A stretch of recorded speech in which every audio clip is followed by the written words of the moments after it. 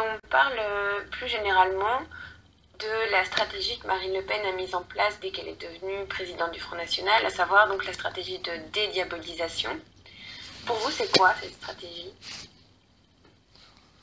C'est apparaître tel que nous sommes, et pas tel que les médias voudraient, ou voudraient, voudraient nous montrer, ou nous montreraient par une forme d'ignorance. Je dis pas qu'ils font ça volontairement, mais enfin, il y a une image médiatique, et il y a une image populaire qui nous semble différente de ce que nous sommes réellement.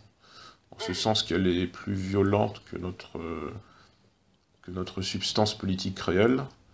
Et notre substance politique, ce sont, au-delà des idées, c'est les militants qui incarnent le Front National et qui sont des Français assez ordinaires. À la fois assez ordinaires, assez divers sur le plan socio-professionnel, sur le plan de la provenance, dans le monde des idées, sur le plan des...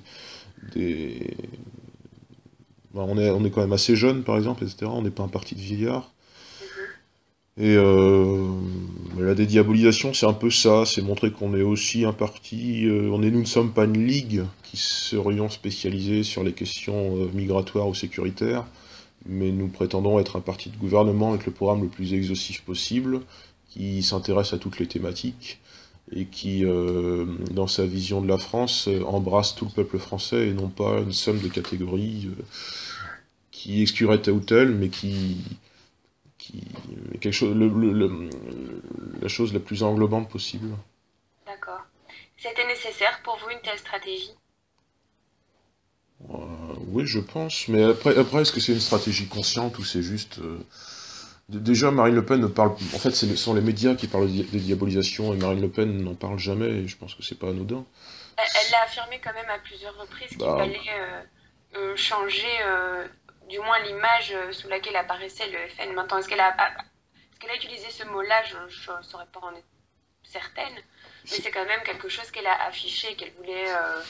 si nous jugeons que l'image est injuste, et c'est ce que nous jugeons, il est juste de la changer, sinon on baisserait de l'élection en élection. Et puisque notre but c'est d'accéder au pouvoir, apparaissons tels que nous sommes, et pas tels que nous ne sommes pas ou nous ne sommes plus. Parce qu'il y a aussi une évolution dans le temps qu'il faut percevoir, c'est-à-dire qu'il n'y a plus la guerre froide, on est dans la mondialisation, etc. Donc il faut aussi qu'il y ait un recadrage... pas au niveau des idées, mais bon, toujours une permanence dans le temps présent, et ne pas se projeter dans le passé. Oui.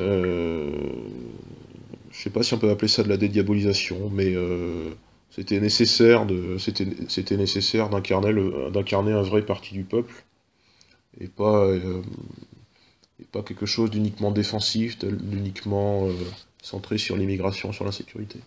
Avant, c'était comme ça? Avant, le Front National était sans doute plus spécialisé sur ces thématiques, oui. D'accord. Ça se ressent dans son affirmation en tant que formation politique républicaine ces 3-4 dernières années, ce qui n'était pas forcément l'inclination du Front National avant. Ça se ressent dans son rapport au libéralisme, à la souveraineté, à la laïcité, etc., quoi. Mhm. D'accord. Donc du coup, ça veut dire que c'est un parti qui a changé par rapport à, disons, à la présidence de Jean-Marie Le Pen.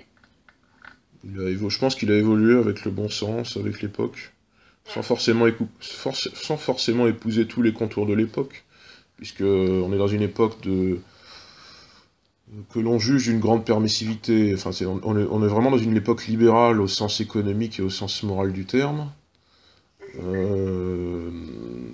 face à laquelle le Front National se propose d'incarner un contre-modèle un petit peu traditionnaliste, un petit peu conservateur, mais pas dans le sens d'une régression vers le passé, mais simplement accompagner le présent avec aussi accompagner le présent et le progrès, notamment le progrès technique et social, avec une certaine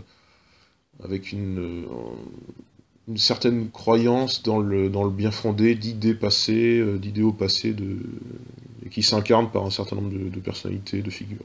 Bon, Jeanne d'Arc c'en est une un petit peu allégorique, mais il y a cette alliance de